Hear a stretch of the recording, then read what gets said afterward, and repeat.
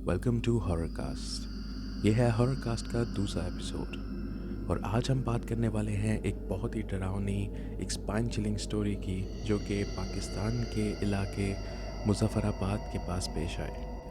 मुजफ्फराबाद एक इलाका है जो कि कश्मीर के पहाड़ों में वाक़या है और यहाँ पर बहुत सारी हॉरर स्टोरीज़, बहुत सारे रियल इनकाउंटर्स देखने को मिलते हैं। तो स्टोरी की तरफ जाने से पहले मैं आप सबसे रिक्वेस्ट करूंगा कि प्लीज़ चैनल को सब्सक्राइब कीजिए, वीडियो को लाइक कीजिए और कमेंट्स में अपना फीडबैक हमें ज़रूर दीजिए और इस वीडियो को अपने दोस्तों और अपनी फैमिली से भी शेयर कीजिएगा। तो चलिए बढ़ते हैं अपनी स्टोरी की तरफ। मुजफ्फराबाद पाकिस्तानी कश्मीर की खूबसूरत पहाड़ियों के बीच एक छोटी सी जगह है जहाँ लोग अक्सर अपनी ज़िंदगी के सुकून के लिए आते हैं और यहाँ पर बहुत सारे टूरिस्ट आते हैं। लेकिन एक रात ये सुकून एक ग्रुप ऑफ फ्रेंड्स के लिए बहुत दर्दनाक सपना बन गया।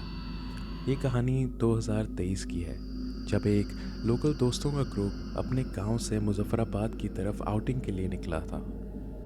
रात के करीब 9 बजे अहमद, अली, जैन और बिलाल अपने एक दोस्त को पिक करने के लिए उसके गांव की तरफ रवाना हुए। उसके गांव का रास्ता पहाड़ों के बीच में एक पुरानी और ऊबड़ खाबड़ सड़क के थ्रू ही कनेक्टेड था।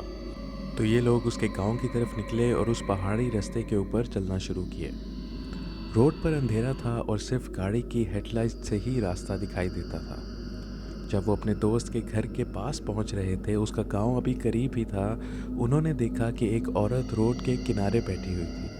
उसका चेहरा अंधेरे में धुंधला था और उसके कपड़े पुराने और गंदे लग रहे थे। अहमद ने बोला, ये औरत यहाँ क्या कर रही है?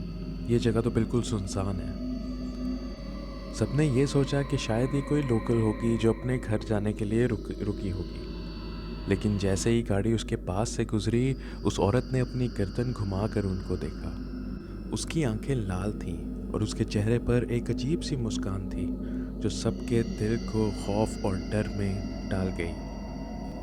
अहमद ने तुरंत गाड़ी की स्पीड बढ़ाई और बोला, मैं यहाँ नहीं रुकूंगा, कुछ तो गड़बड़ है। गाड़ी काफ़ी तेज़ चल रही थी लेकिन रोड ख़राब होने की वजह से वो बहुत तेज़ी से गाड़ी चला नहीं पाया। जब वो लोग फिर भी उस जगह से कुछ आगे बढ़े तो उन्होंने देखा कि उनकी गाड़ी का एक टायर पंक्चर हो गया। अहमद ने गाड़ी रोकी और सब बाहर आए टायर चेक करने के लिए। लेकिन जैसे ही वो टायर के पास गए, उन्होंने देखा कि वही औरत अब उनसे कुछ दूर खड़ी है। इस बार वो औरत सीधी खड़ी हुई थी, लेकिन उसका जिस्म, उसके जिस्म की लंबाई एक नॉर्मल इंसान से बहुत ज़्यादा लग रही थी। सब एकदम डर गए, लेकिन अहमद ने कहा, जल्दी से टायर बदलने में मदद करो, हम जल्द से जल्द यहाँ से निकलते हैं। लेकिन जैसे ही अहमद टायर बदलने लगा, उन्होंने सुना कि एक तेज़ हंसी जो उनके आसपास गूंज रही थी। वो हंसी इतनी खौफनाक थी कि सबके हाथ पैर कांपने लगे और इनमें से किसी को कुछ समझ नहीं आया कि इस वक्त वो अब क्या करें। उन्होंने थोड़ी हिम्मत दिखाई और जल्दी जल्दी टायर बदला और टायर बदलने के बाद ग्रुप फिर से गाड़ी में बैठा और आगे निकल गया। लेकिन जब वो पहाड़ चढ़ रहे थे, उन्होंने देखा वही औरत अब रोड के बीच में बैठी है। अहमद ने गाड़ी रोकी क्योंकि वो समझ नहीं पा रहा था कि वो क्या करे। जैसे ही हेडलाइट्स उस औरत के चेहरे पर पड़ी, उसने अपना सर उठाकर अहमद को देखा और बोला, तुम लोग यहाँ क्यों आए हो? तुम लोगों को यहाँ नहीं आना चाहिए था। ये तुम लोगों की बहुत बड़ी भूल है। उसकी आवाज़ एक साथ बहुत सारी आवाज़ों का मिक्स लग रही थी, जैसे कई लोग एक साथ बोल रहे हैं। अहमद ने बिना कुछ सोचे समझे गाड़ी रिवर्स कर दी, लेकिन जैसे ही ग्रुप वहाँ से निकल रहा था, उन्होंने महसूस किया कि गाड़ी का वेट बहुत बढ़ गया है। जब अहमद ने रियर व्यू मिरर में देखा तो वो देखता है कि वो औरत गाड़ी के पीछे लपकी हुई है। न जाने कैसे वो गाड़ी के बिल्कुल पीछे पीछे आ रही थी। गाड़ी चलती रही लेकिन सबका दिल बहुत तेज़ी से धड़कता रहा। एक पॉइंट पर रोड इतनी ख़राब हो गई कि अहमद को गाड़ी रोकनी पड़ी। सब डर से हिल चुके थे और समझ नहीं पा रहे थे कि अब क्या करें। इसी बीच उन्होंने देखा कि जंगल के किनारे एक पुराना डेरा है, एक हट है कि जिसमें एक दिया जल रहा था। जैन बोला, चलो अब वहाँ चलकर देखते हैं, शायद कोई मदद मिल जाए। सब बहुत हेजिटेंट थे, लेकिन मजबूरी में अब उनके पास और कोई चारा नहीं था। तो वो सब एकदम से गाड़ी से निकले और उस हट की तरफ दौड़ लगा दी। जैसे ही वो वहाँ डेरे पर पहुँचे तो उन्होंने देखा कि डेरे के अंदर एक बहुत ही बूढ़ा आदमी जो सफ़ेद कुर्ता पजामा पहने हुए और हाथ में एक तस्बीह, एक माला घुमा रहा था। उसका चेहरा शांत लेकिन गहरा लग रहा था, जैसे वो बहुत कुछ देख चुका हो। बूढ़े आदमी ने उनकी तरफ देखते ही कहा, तुम लोगों को यहाँ नहीं आना चाहिए था। ये जगह ठीक नहीं है। तुम लोग पागल हो। अहमद ने डरते हुए पूछा, बाबा जी प्लीज़ हमें बचा लो। वो औरत कौन है? वो हमें फॉलो कर रही है। प्लीज़ हमें बचा लो। बाबा जी ने अपनी माला रोक कर कहा, वो इस जगह की आत्मा है जो हर इंसान से बदला लेती है, जो भी रात में इस रास्ते से गुजरता है। इसी वजह से ये रास्ता सुनसान रहता है और सूरज ढलने के बाद यहाँ से कोई नहीं गुजरता। तुम लोगों का यहाँ से निकलना मुश्किल होगा, लेकिन अब हमारे पास कोई चारा नहीं है। मुझे तुम्हारी मदद करनी पड़ेगी। बाबा जी ने उन्हें कहा कि वो जल्दी से डेरे के अंदर बैठें और तस्बीह या माला पकड़कर अल्लाह का नाम लेना शुरू करें। वो लोग सब डर के मारे उस डेरे के अंदर एक साथ में बैठ गए और ज़ोर ज़ोर से अल्लाह का नाम लेने लगे।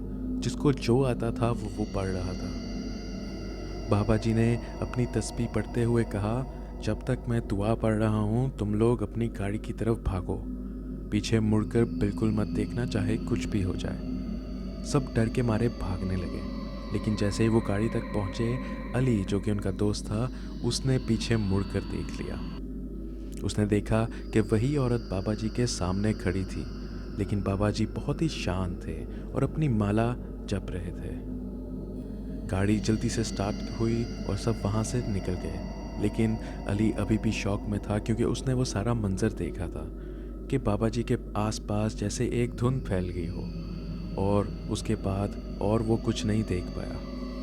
उन्होंने गाड़ी तुरंत वापस घुमाई और अपने अपने घरों की तरफ तेज़ी से बढ़ने लगे। जब वो लोग अपने घर पहुँचे तो रात बहुत लेट हो चुका था, लेकिन उन्होंने डिसाइड किया कि वो इस इनकाउंटर के बारे में अपने घर वालों से बात नहीं करेंगे, क्योंकि इसके बाद फिर से उन्हें बाहर नहीं जाने दिया जाएगा। अली जब उस रात सोया तो उसको रात को उसके ख्वाब में फिर से वही औरत दिखाई दी। ये औरत अब बहुत ही खौफनाक हो चुकी थी और अली को अपनी तरफ बुला रही थी। और अब बात साफ थी कि अली के लिए ये कहानी यहाँ ख़त्म नहीं हुई। उसके साथ और भी बहुत सी अजीब चीज़ें होने लगीं जो सबको और ज़्यादा डराने वाली थीं। अली बहुत घबराया हुआ था, लेकिन इन सभी दोस्तों ने ये सोचा कि शायद अली बहुत ज़्यादा डर चुका है और इसी वजह से उसका माइंड उसके लिए इस तरह की अजीबोगरीब चीज़ें बना रहा है। दोस्तों से बात करने के बाद अली अब अगली रात घर वापस आया। जब वो फाइनली सो गया, उसने एक अजीब सा ख्वाब देखा। उस सपने में वही औरत जो अली को पिछली रात दिखी थी, एक बार फिर से दिखी, लेकिन इस बार वो उसके बेड के पास खड़ी थी। उसका चेहरा धुंधला था, लेकिन उसकी आंखें उसी तरह से लाल थीं, बिल्कुल वैसे ही जैसे अली ने उसको रोड पर देखा था। और वो बेड के पास खड़ी अली को ये बोल रही थी कि तुमने पीछे देखा था, अब तुम मेरे हो। अली चिल्लाते हुए उठ गया। उसका पूरा बदन पसीने से भीग चुका था और उसे ऐसे लग रहा था जैसे कोई अभी भी उसके रूम में हो। उसने तुरंत लाइट्स ऑन की, लेकिन रूम बिल्कुल खाली था। अगले दिन उसने फैसला किया कि वो अपनी फैमिली से इस बारे में बात करेगा और उन्हें सब कुछ बताएगा कि उनके साथ क्या क्या हुआ। तो अगली सुबह अली ने अपनी फैमिली से इस बारे में बात की और उनको सारी कहानी एक्सप्लेन की कि क्या क्या हुआ और कैसे कैसे हुआ। अली के घर वाले इन चीज़ों के ऊपर विश्वास नहीं करते थे। उसके पापा बोले कि हाँ, ये ज़रूर तुम्हारे दोस्तों की ही शरारत होगी। उन्होंने तुम्हारे साथ ही खेल खेला होगा और अब तुम इस तरह से डर रहे हो। उस दिन तो और कुछ नहीं हुआ, लेकिन एक बार फिर से रात ढली और अली एक बार फिर से घबरा रहा था कि वो रात में फिर से सोएगा और एक बार फिर से उसको वो औरत दिखेगी। इस बार अली ने फैसला किया कि वो अकेला नहीं बल्कि अपनी मम्मी के साथ सोएगा। उस रात वो अपनी माँ के साथ सोया, लेकिन रात के लेट पहर एक बार फिर से अली को आवाज़ आई। इस बार वो आवाज़ बहुत क्लियर थी और ऐसे लग रहा था कि कोई बिल्कुल अली के कान के पास खड़ा होकर ये बातें बोल रहा हो। वो औरत बोल रही थी कि तुम मेरे हो, तुम्हारा इंतकाम होगा। अली बहुत डर गया। इस बार अली की अचानक से आंख खुली, लेकिन अली क्या पाता है कि उसका कंट्रोल उसके जिस्म पर बिल्कुल नहीं था। वो बिल्कुल पैरालाइज हो चुका था, लेकिन वो सब कुछ देख पा रहा था, सुन पा रहा था। उसने ज़ोर से आवाज़ लगाने की कोशिश की ताकि वो अपनी माँ को जगा सके, लेकिन उसके बावजूद अली के मुंह से बिल्कुल कोई आवाज़ नहीं निकली। ये उसके लिए एक बहुत ही हॉरर एक्सपीरियंस था। और फिर वो देखता है कि वो औरत उसके बेड के बिल्कुल साथ खड़ी है और उसका रूप बहुत ही ज़्यादा भयानक है। और वो अली को ये बोल रही है कि तुम्हें अब मुझसे कोई बचा नहीं सकता। अली बहुत ज़्यादा घबरा जाता है। वो अपने जिस्म को बार बार हिलाने की कोशिश कर रहा था, लेकिन उसका कंट्रोल उसके जिस्म पर बिल्कुल नहीं था। तो अली ने मन ही मन में अल्लाह का नाम लेना शुरू किया। उसने मन ही मन में उसको जो कुछ भी आता था उसने वो सब कुछ पढ़ना शुरू किया और अपनी आंखें बंद कर लीं। आहिस्ता आहिस्ता अली को ऐसे लगा जैसे वो औरत इससे दूर जाती जा रही है। और आहिस्ता आहिस्ता जब उसने बाद में अपनी आंखें खोली तो उसने देखा कि कमरा खाली था और अब वो हरकत कर पा रहा था। उसका कंट्रोल उसके जिस्म पर वापस आ गया था। उसने फ़ौरन अपनी माँ को उठाया और उनको ये सब बात बताई। अब इसकी बात सुनने के बाद उसकी माँ भी काफ़ी घबरा गई। ये रात उन दोनों ने जाग कर ही गुजारी। अब इस चीज़ का इफ़ेक्ट अली की हेल्थ पर भी देखा जा रहा था। अली की हेल्थ धीरे धीरे ख़राब होने लगी। उसका चेहरा बहुत सर्द पड़ गया था और वो अपने दोस्तों से मिलना जुलना बंद कर चुका था। एक दिन अहमद ने अली को कॉल किया और कहा, अली कहाँ हो तुम? काफ़ी दिनों से मिले नहीं, क्या हुआ? अली ने पहले चुप रहने चाहा, लेकिन फिर अहमद को सब कुछ बता दिया। वो सारे ख्वाब, उस औरत का पीछा करना और उसकी वो बातें। अहमद शॉक हो गया और अली की मम्मी ने भी अहमद से बात की और अहमद ने उनको भी तसल्ली दी कि हम किसी मौलवी या किसी बुज़ुर्ग के पास जाएंगे जो इस प्रॉब्लम का सलूशन कर सकता है। अहमद ने अपने गांव के एक मशहूर बुज़ुर्ग मौलवी साहब से कांटेक्ट किया जो पैरानॉर्मल चीज़ें समझते थे और इन चीज़ों में एक्सपर्ट थे। मौलवी साहब ने अली को देखा और ये बोला कि तुम्हारी हालत नॉर्मल नहीं लग रही, तुम्हारे साथ कुछ पैरानॉर्मल चीज़ जुड़ी हुई है। मौलवी साहब ने पूछा, क्या तुम्हें मुजफ्फराबाद रोड पर कुछ अनयूजुअल देखा या फिर तुमने कुछ ऐसा उठा लिया जो तुम साथ ले आए? तो मौलवी साहब को वो सारी कहानी बताई गई जो भी उन दोस्तों के साथ हुआ। अली ने ये भी बताया कि उसने पीछे मुड़कर देखा था। उन बाबा जी के मना करने के बावजूद इसने पीछे मुड़कर देखा। मौलवी साहब ने ये सुना और अली के ऊपर कुछ पढ़ना शुरू किया और उसके बाद कुछ देर बिल्कुल खामोश होकर बैठ गए और फिर बोले कि वो रूह तुम्हारे पीछे लग चुकी है क्योंकि तुमने उसे पलट कर देखा था। साथ ही मौलवी साहब ने एक रिचुअल परफॉर्म करने का कहा जो अली को इस रूह के श्राप से आज़ाद कर सकता था। लेकिन इस रिचुअल के लिए उन्होंने उस मुजफ्फराबाद रोड पर वापस जाने को कहा। ये सुनते ही सभी दोस्तों की हालत ख़राब हो गई, लेकिन मौलवी साहब ने कहा कि हमें रात के करीब उसी पहर जाना पड़ेगा जिस पहर तुम्हारा उससे इनकाउंटर हुआ था, और इस बार डरो नहीं, मैं भी तुम लोगों के साथ ही जाऊंगा। तो अगली रात के 10 बजे अहमद, जैन, बिलाल और अली वापस मुजफ्फराबाद रोड पहुंच गए। मौलवी साहब भी उनके साथ ही थे।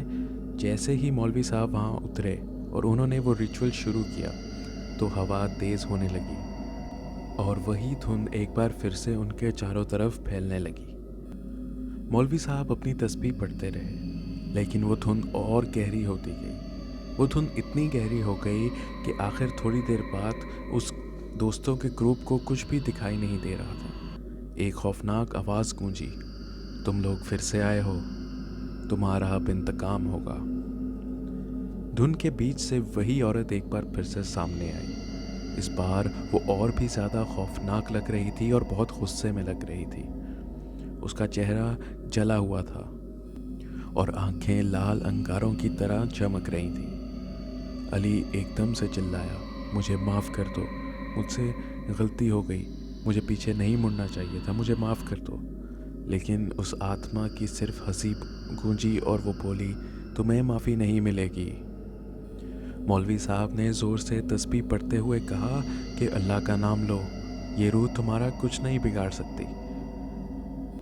वो आत्मा एक पल के लिए घबराई, लेकिन फिर हवा और भी ज़्यादा तेज़ हो गई। मौलवी साहब ने अपना रिचुअल जारी रखा। उस रिचुअल में उस आत्मा की चीखें और चिल्लाने की आवाज़ और बढ़ती गई, और ऐसे लग रहा था कि जैसे हमारे इर्द गिर्द बहुत सारे लोग या बहुत सारी चीज़ें घूम रही हों।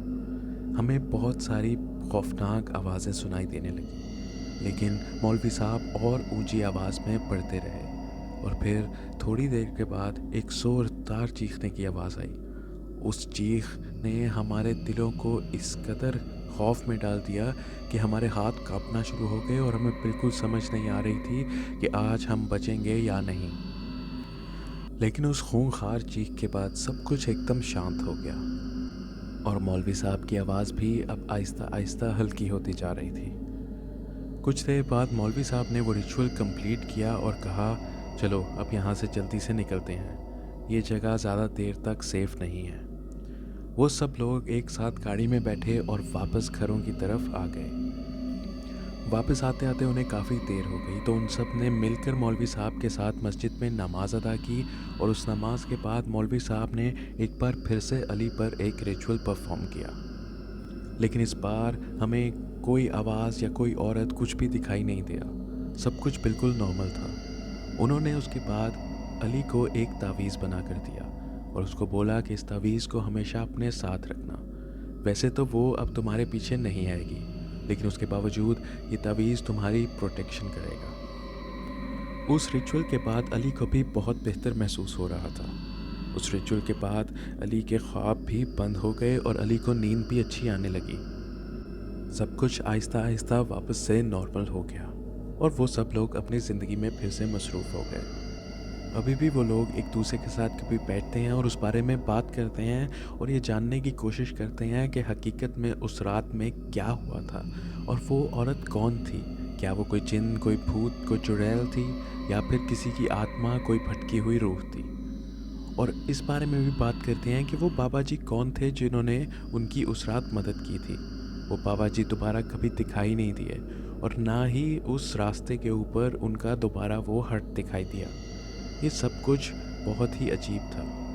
तो स्टोरी में यहाँ तक बने रहने के लिए मैं आप सबका शुक्रिया अदा करता हूँ। ये वाकई में एक बहुत ही खौफनाक स्टोरी थी। तो मैं आप सभी सुनने वालों से एक बार फिर से रिक्वेस्ट करूँगा कि प्लीज़ चैनल को सब्सक्राइब कीजिए और कमेंट्स में अपना फीडबैक ज़रूर दीजिए। और अगर आपके साथ भी कोई ऐसा रियल लाइफ एनकाउंटर हुआ है तो अपनी स्टोरी आप हमसे शेयर कर सकते हैं, जो कि हम अपने चैनल पर पोस्ट करेंगे। तो चलिए बढ़ते हैं अपनी दूसरी कहानी की तरफ। मुंबई का एक पुराना एरिया पाइकुला, उसमें एक छोटी सी गली है जो लोकल्स के लिए हमेशा से एक अजीब सी जगह रही है। कहते हैं कि रात के वक्त यहाँ से गुजरना किसी शराब से कम नहीं। एक रात अर्जुन, जो एक डिलीवरी बॉय था, अपने काम के चक्कर में उस गली से गुजरने लगा। गली बिल्कुल सुनसान और वीरान थी।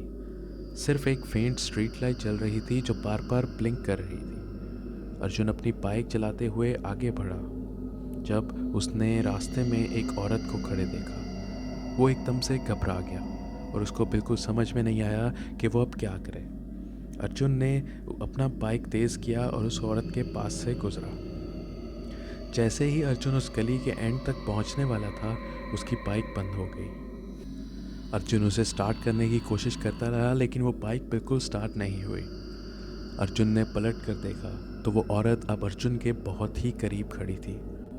उसका चेहरा बहुत ही खौफनाक था। अर्जुन की उसे देखकर हालत ख़राब हो गई और अर्जुन ने अपनी बाइक वहीं पर फेंकी और बड़ी तेज़ी के साथ उस गली से बाहर की तरफ दौड़ लगा दी। जैसे ही वो गली से कुछ दूर पहुंचा तो उसने मुड़कर उस गली की तरफ देखा। अब वो गली बिल्कुल सुनसान थी और वहाँ पर कोई औरत नहीं थी। अर्जुन बहुत ही ज़्यादा घबरा गया। सिर्फ अर्जुन को उसकी बाइक उस रास्ते पर पड़ी हुई दिख रही थी। उसमें इतनी हिम्मत नहीं थी कि वो वापस जाए और अपनी बाइक ले, तो उसने फिर से आगे चलना शुरू किया। आगे जाकर उसको एक दुकान दिखी। वहाँ पर 3-4 लोग बैठे हुए थे। तो अर्जुन ने जाकर उनको ये सारी स्टोरी बताई और उनमें से 2 लोगों को अपने साथ लिया ताकि वो अपनी बाइक वापस ले सके। वो लोग तेज़ी के साथ उस गली तक पहुँचे और बड़ी तेज़ी से उन्होंने अपनी बाइक उठाई और वहाँ से निकलने लगे। तो अर्जुन को फिर से ऐसा लगा कि उनके पीछे कोई चल रहा है। इस बार सिर्फ एक नहीं बल्कि 4-5 लोगों के चलने की आवाज़ उनके पीछे आने लगी। लेकिन वो तुरंत उस गली से तेज़ी से भागते हुए उस दुकान की तरफ गए। वहाँ जाकर उन्होंने पीछे फिर मुड़कर देखा तो वो गली बिल्कुल वीरान थी और वहाँ पर कोई नामो निशान नहीं था। तो ये थी अर्जुन के साथ होने वाली एक छोटी सी घटना। इस तरह की बहुत सारी घटनाएं हम में से बहुत सारे लोगों के साथ अक्सर होती हैं। तो मैं आप सभी लिसनर्स को एक बार फिर से थैंक्स कहना चाहता हूँ इन स्टोरीज़ में हमारे साथ यहाँ तक बने रहने के लिए। हम आगे चलते हुए भी इस तरह की बहुत सारी स्टोरीज़ आपके लिए लेके आने वाले हैं जो कि रियल लाइफ हॉरर एनकाउंटर्स हैं। तो प्लीज़ हमारे चैनल को सब्सक्राइब कीजिए, वीडियो को लाइक कीजिए और अपने दोस्तों और फैमिलीज़ के साथ भी शेयर कीजिए, क्योंकि हम काफ़ी मेहनत करते हैं ये वीडियोस आप तक लेकर आने के लिए। So with that said, thank you very much for watching and until next time.